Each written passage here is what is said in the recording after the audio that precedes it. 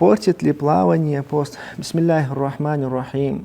Если человек плавает или погружается в воду, и в организм человека, в полость человека, в мозг человека попала вода, то пост его испортился.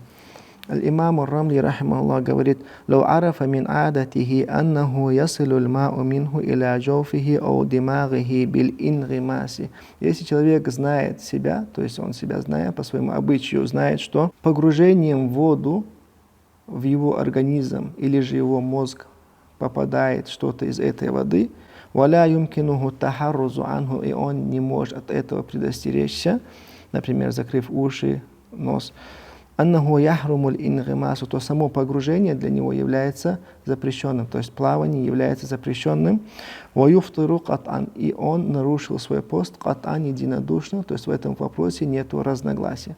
Если же человек просто принял душ, остерегаясь, чтобы вода попала, то в этом нет никаких проблем. Если человек, например, плавает, он закрыл свой нос, уши, и он уверен, что вовнутрь ничего не попадет, то для него это плавание не является запретным, то есть он может плавать без проблем. Альхамдулиллахи раббил аламин.